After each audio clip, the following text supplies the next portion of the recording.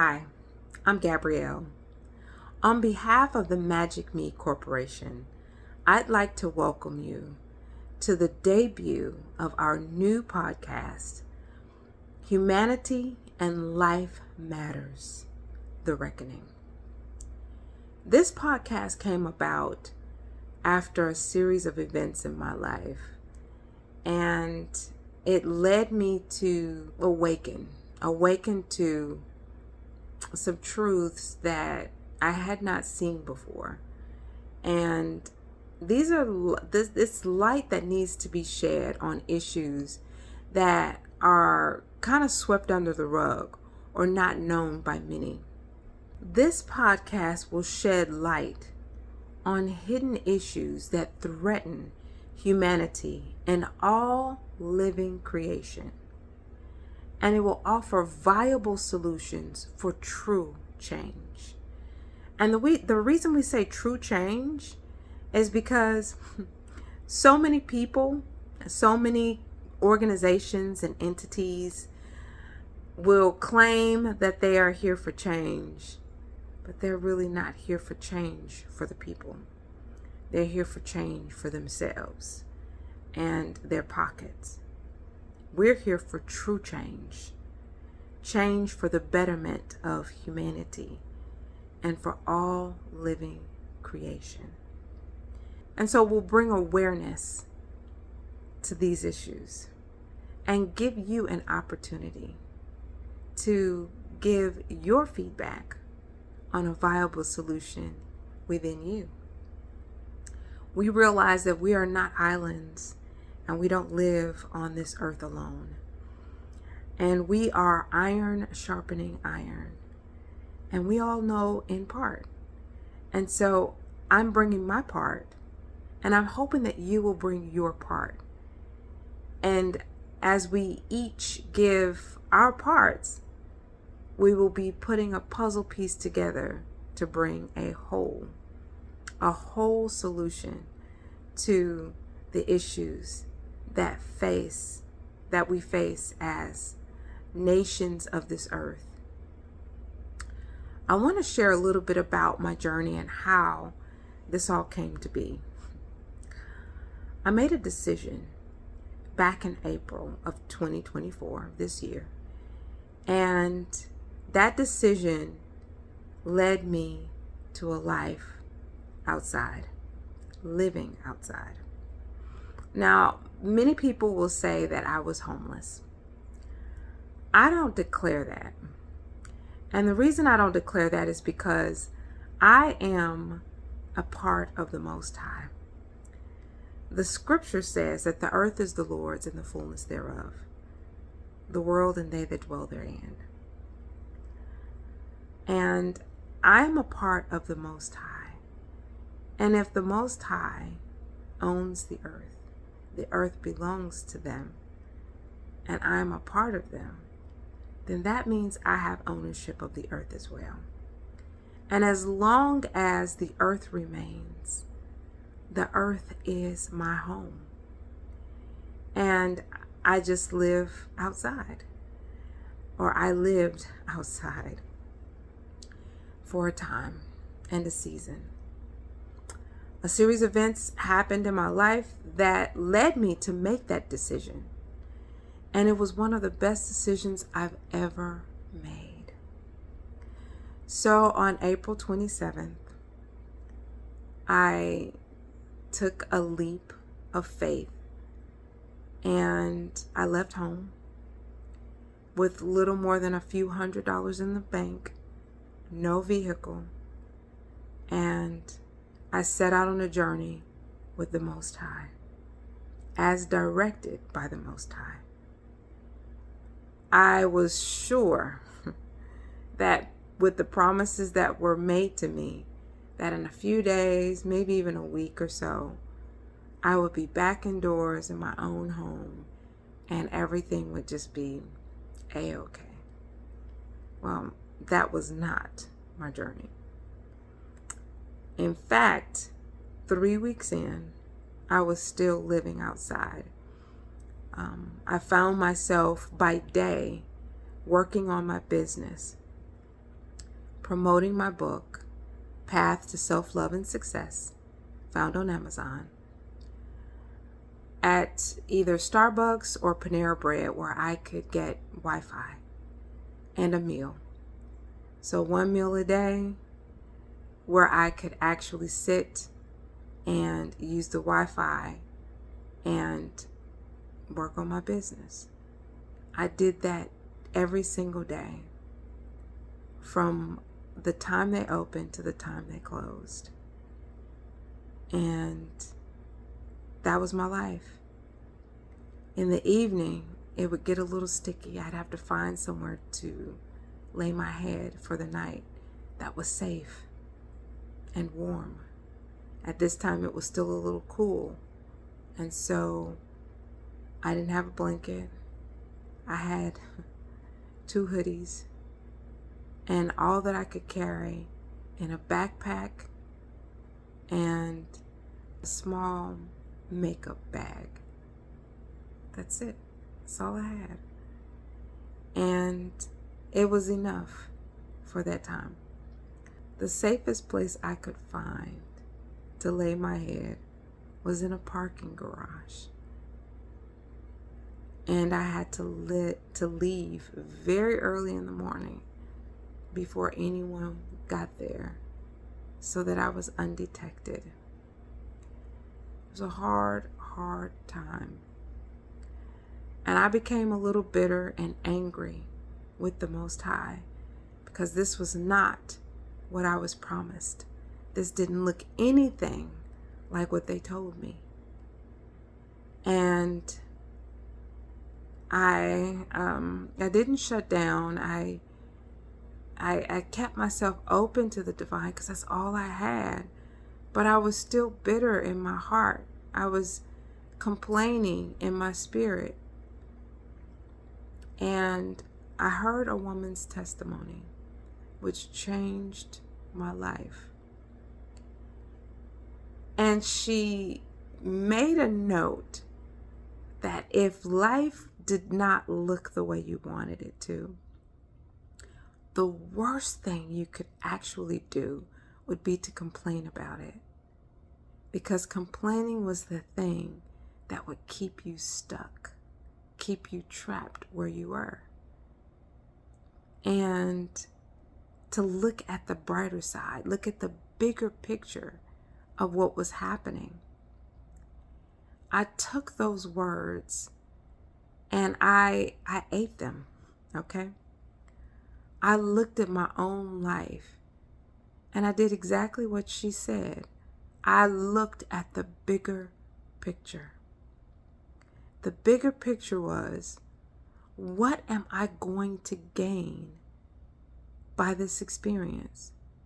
What am I being taught? What am I being shown through these times? And the fact of the matter is, I was being shown the love of the Most High. I was being shown how to hear, how to listen, how to follow, how to obey their directives. And that was the most important thing. And so when I got out of my own way by looking at what I was gaining and not what I was going through, it changed my perception. And you know, there's a saying, perception is everything. And it's true. I was able to get a bigger view of the circumstances and the opportunity that was laid at my feet when I decided to see what I was learning, what I would gain from the experience. And so I let down my guard. I let down the disappointment. I let it go. I decided that it was more feasible for me to accept all that was being handed to me by the universe, by the Most High. And after I did that, Each day became a journey. Each day became an adventure instead of something that I dread. And it was more like, okay, what are we going to do today? What am I going to learn today? What miracle, what magical happening, what amazing is going to take place today? And I started looking at it from that vantage point.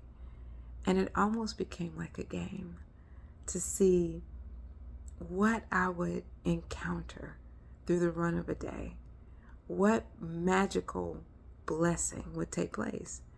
And when I did that, those things really started to happen. I started to really have the magical experiences that, many people would probably miss and not even recognize or see. But it brought an awareness to my mind's eye. I'll say it that way. And so I lived outside from April 27th, 2024 up until October of this year. And then things changed. But the reason that this podcast is taking place is because during that time, during that season, I had a chance to see the ugly truth of humanity's decline. And what do I mean by that? I had an opportunity to see how the love that we have for one another and the humanity that we have for society in general has declined. There were many times I would speak to people, but because they could see that I lived outside, they wouldn't even speak back. They were too good in their minds to speak to me. Someone who lives outside was beneath them in their own mind. But you know how that goes, right? We'll talk about it. That was one thing, or one way that people responded. The other way that people responded, I would speak and they would look right past me. Or as if I had never said anything, they would just keep walking. As if I were non-existent. And I guess kind of pretend that I had never said a word. And at first it would bother me. And it was like, how dare you not speak to me and I've spoken to you? How dare you act as if I don't exist? And the thing that was shared with me about that instance is that was a projection. That when people feel superior to you or feel like they are above you in some way, really it's a projection because they feel inferior to you. And so that inferiority complex comes out. And it's like, I can't speak to this person because I'm better than them. And really what they're saying is, you're better than me and I am beneath you. Because what you think of me is what you think of yourself. And that nugget stuck with me. And so I was no longer upset by people not speaking to me. I understood exactly where they were. And instead, I won't say I pitied them, but I did. I felt sorry for them because they didn't know, or they don't know, who they are. And they don't love themselves. And so that was the realization that I received from Spirit about that instance. There are some other things that took place that we really do need to talk about. And I'm going to shed light on this issue of homelessness and being outside, because it's such a huge issue. When you go to big cities across the country, you'll see many tent cities, people living in their cars, living in mobile homes, living in hotels, because of the way that society has been driven. And why? I realized this thing called homelessness is big business. It's big business for our government. It's big business for the agencies that, quote unquote, assist the homeless. It's big business. And the question is, why? Why are our tax dollars going to companies to help the homeless, and none of the numbers of homeless people are really diminishing, but instead increasing? Why are the same people who are homeless year after year after year, but they're still being funded? This makes no sense to me. It would make better sense to fund organizations where people are actually being served and helped and no longer considered homeless. This is a question. This is a question for you. Why do we keep funding these organizations? Why? Why are our tax dollars going to programs and services that clearly are not progressing?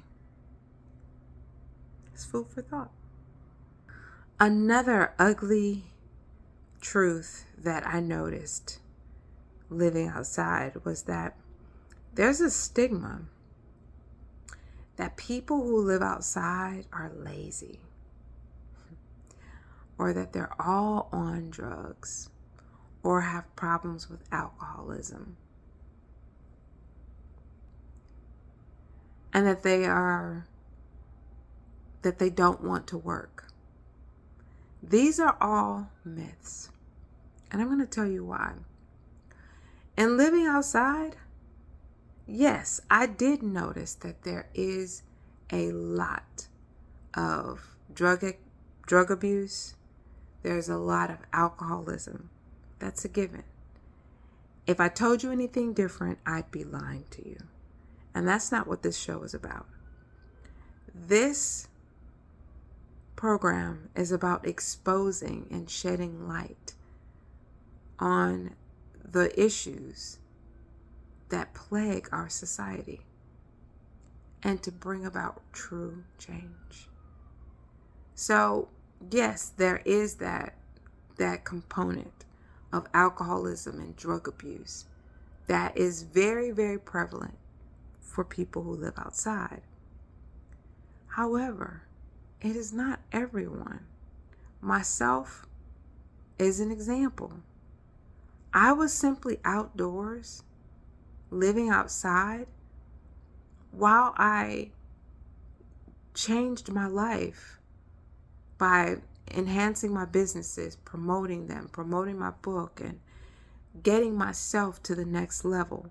without leaning and depending on family who didn't understand my journey, who didn't understand why I didn't work a traditional job while doing what I was doing. I was simply obeying that which I heard from the Most High. And I'd done it before. I tried working a full-time job and promoting a side business, and it never worked. I'm the kind of person who pours all of her energy into the things that she's doing, and most of my energy was going to that 9 to 5 because that's where I spent most of my time. And so that after having experienced that, not once, not twice, but, more than 5 times, you get to know who you are and what kind of work ethic you have. And I was very committed to my workplaces. And so when I was at work, it was about that work, and so I knew for me that wasn't an option. If I was going to make something of my business, I would have to step away from everything else and put forth all of my effort towards building that business. And that's what I did. But I couldn't do it with family anymore. I had to do it alone. And so I left home. I left my family, and I even, stopped communicating during that time as much so that I could focus in on building that business and getting myself together. Now, does that mean that I didn't work? No, I worked every single day on the business. And that's whether money came in or not. And so laziness was never a part of what I was doing. And for a lot of homeless people, laziness is not an issue. It takes more effort and a lot more physical strength to live outside than it does to live indoors. Do you know why? Because every night you are trying to find a safe place to lay your head where no one sees you, no one can bother you, or where you can, rest in peace without feeling like someone's going to try and steal from you or harm you in your sleep. And so, there are times when you don't find that peace. You don't find that place to rest your head. And so you end up walking all night long. And there's no sleeping in public during the day because you can actually be ticketed or placed in jail for public sleeping. Go figure.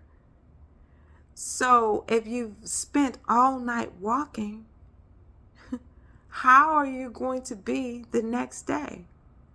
Tired. But you have to maintain. So, the thing is that laziness is not a part of the equation for someone who lives outside. 9 times out of 10, they've walked more than your average person from sunup to sundown. And that's because they're always on the move. The other part of that is in order to receive services that are needed. So let's say that there's food needed, or you need toiletries, you need a shower, you need, a place to rest your head. You have to go find those services. And oftentimes, they're in different places on different days. So you find yourself chasing resources. You're going from this place to that place.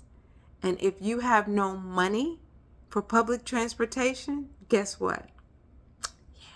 You're walking.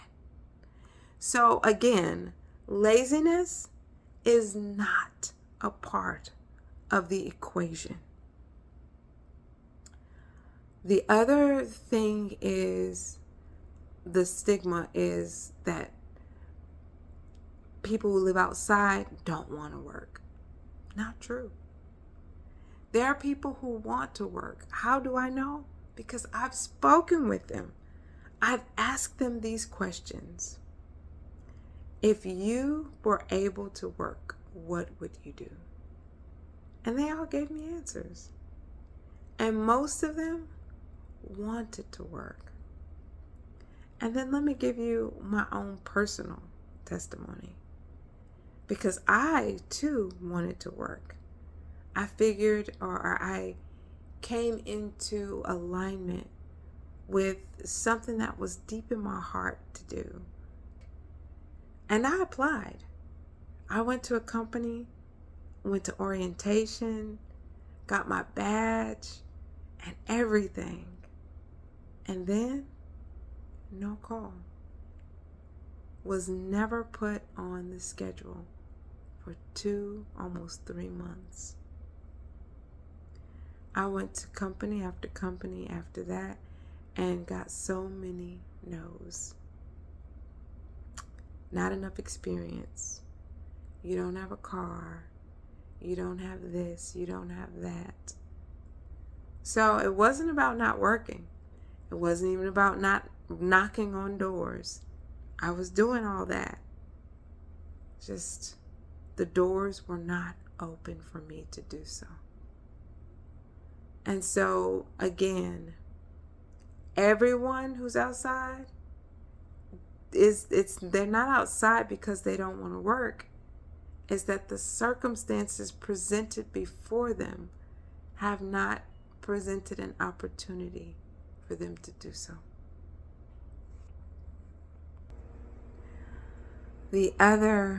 Another very ugly truth that I saw was mass pollution in nature spaces. And then let me talk about this, because this just really chaps my hide.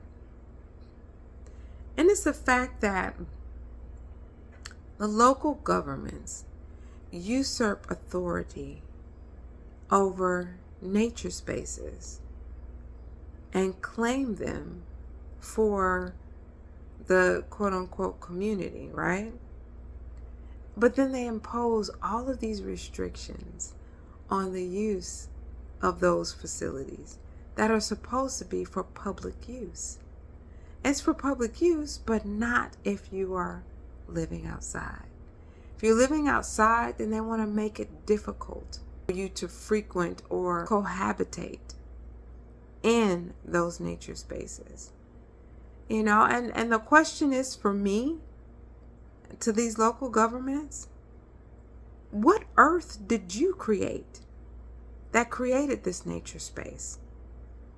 Did you plant the trees? Did you put the dirt or the ground in place? No, you didn't. So this was God ordained. God created this space. And it should be used for all nature. You know, birds, squirrels, turtles, whatever creeping thing or animal lives in that region deserves to cohabitate in that particular nature space, including human beings or humans. So if they live outside, then they can live outside in peace. But that's not the way society is going. It's like if you live outside, again, you are not human, or you are less than someone who has a home, who has a car, or whatever, which is totally false. And in fact, people who live outside sometimes are more human than those who don't. So, this bothers me. It really bothers me that these places are not utilized and not, how can I put this? They're basically that these local governments are trying to really keep people who live outside from utilizing these spaces. They want it all for people who live indoors. And it's a real shame. It's a real shame. Another thing that really, really bothered me is no public restrooms. It's like, what do you mean there are no public restrooms? I had a bout with this when I lived in Birmingham, Alabama. I had gone to a nature space, a walking trail. And there's a restaurant right across the street from it. And I was told you can't go to the bathroom unless you're a customer. And it's like, what? I can't just use the bathroom? So that was the first instance that I dealt with that issue. And that was like maybe 2-3 years ago. Well, recently, since living outside, all kinds of places, restaurants, local businesses, libraries, even hospitals are now saying you can't use the bathroom unless you're receiving services. What the hell? Something as human as using a toilet is forbidden unless you are a customer. And some of these places are imposing dollar amounts that you have to spend in order to use their restroom. When was the hospital not considered a public entity? You are serving the public, but they will say we have no public restrooms. Go figure. That doesn't even make sense. But that's what they're doing. And then you turn around and get mad when people who live outside have excrement on the sidewalk. Well, if you wouldn't let them use the restroom, where did you think it was going to go? Because it's a natural thing. It's a natural bodily function that every human has to undergo. So I just don't understand this. To me, that is very inhumane for you not to allow access to a bathroom unless someone spends money with your entity. Have we gotten so captivated with our capitalism that we will put a dollar amount on using a public toilet? Really? And then there's the restaurants. The restaurants that throw food in the garbage at the end of the night because, well, it didn't get sold. You would rather throw food in the garbage than give it to someone who's hungry. Shame on you. I commend Panera Bread because at least at the end of the night, they're giving the leftover baked goods to the local charities who will then pass it on to people who are in need. I believe that Starbucks has a similar policy. I'm not sure if it's done nightly or weekly or what, but I have seen their goods in some of the giveaways of these organizations that give or that feed the homeless. Kudos to you, but shame on some of these other organizations and restaurants that don't have the same policy. That you would rather throw the food in the garbage and make someone scour through it for food when you could simply give it away. You didn't sell it, so it's going to waste unless it's given to someone who's in need. And finally, the very last thing, and I think this was the most disheartening for me, is to see these organizations that claim to help the homeless, and that's really not on their agenda. This was such a eye-opening thing for me, and very ironic. This whole series of events from April to October, because back in 2010, I founded an organization that would help the homeless, and it was always my greatest desire to actually provide housing, but we never did. We didn't have the funding for it. And what we did, we started out paying rents to keep people in their home, to keep families from being on the streets. And what we found is the same families would get into these scrapes because they were mishandling or misappropriating their finances. And it was a continuous cycle. So my board decided that our funds would be better served, basically a liaison, where we're connecting people with the resources that they need. We did that for a time, but it still didn't feel, it wasn't effective enough. It wasn't what we really wanted to do. And so we started teaching financial literacy so that people could understand how to use their finances in order to better their lives and to prevent homelessness or to turn it around. And we did that for, a few years, and we saw some success, but again, it still wasn't what we really wanted. So the ironic thing for me is me founding this organization and establishing it, and then a few years later, well, a little more than 10 years, finding myself in a position of living outside and being labeled as homeless. This was eye-opening for me. This has helped me to learn how to better serve people who live outside.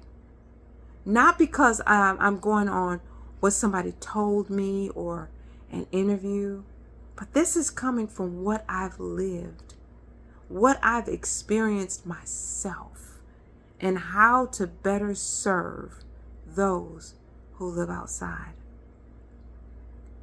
And what I found from these organizations that I had gone to for help, there was no help, not real help.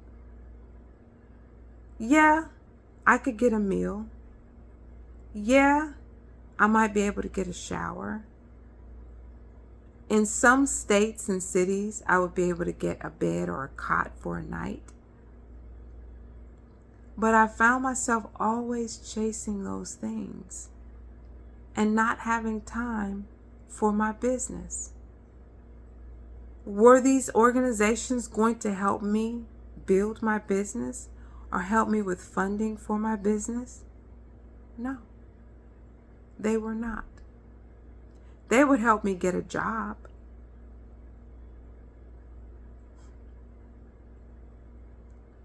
That's what they would help me do. But they would not help me fund my business and to do something that was really going to set me on a path and a course for success. I would have to do that on my own. And that's what I did. The change came in my life when I started saying, no, I'm not going to use your services anymore. I'm going to do this on my own. And the job that I was offered through one of these agencies was to work for free, basically. I would do work for a company, be on call 7 days a week, 24 hours a day for a room with no monetary compensation. How is that going to benefit me and to help bring me to a place of stability? It wasn't. I often wonder if there were kickbacks that would be given to this organization if I had decided to take that offer. I refused it unless there was monetary compensation. And then I didn't get a call back. And it was quite okay with me because it was not a good fit. It seemed like an adhesion kind of a contract where the people that I worked for would be getting more in terms of services than I was getting. They would benefit more than me. So I declined that offer. Again, with those terms, and then didn't get a call back. So these are the types of things that happened from my experience to let me know these organizations weren't there to really help me.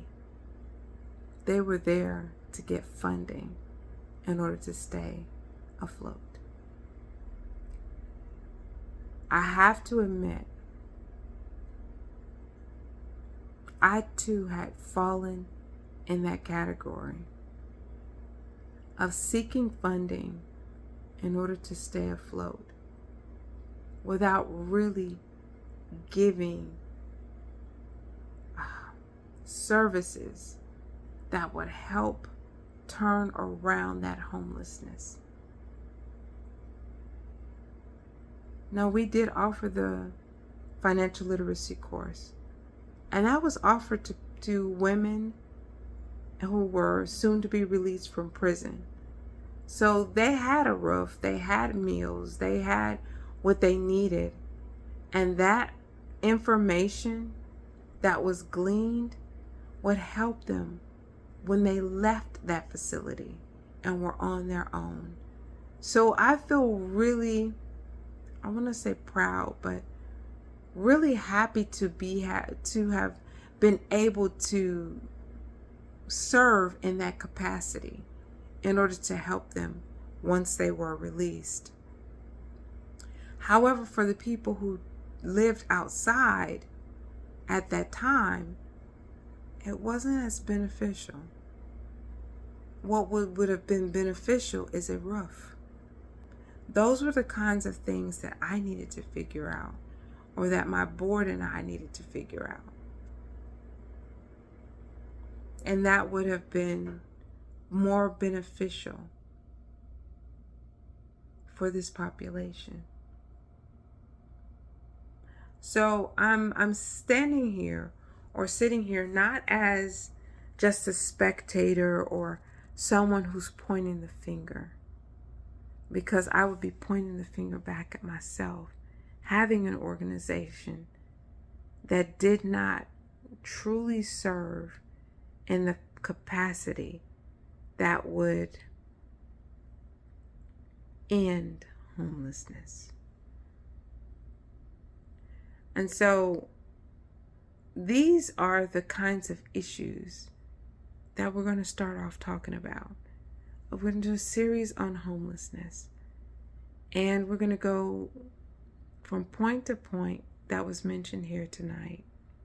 Do you have a viable solution? And we're coming to you. This Constitution of the United States said we the people. It was for the people.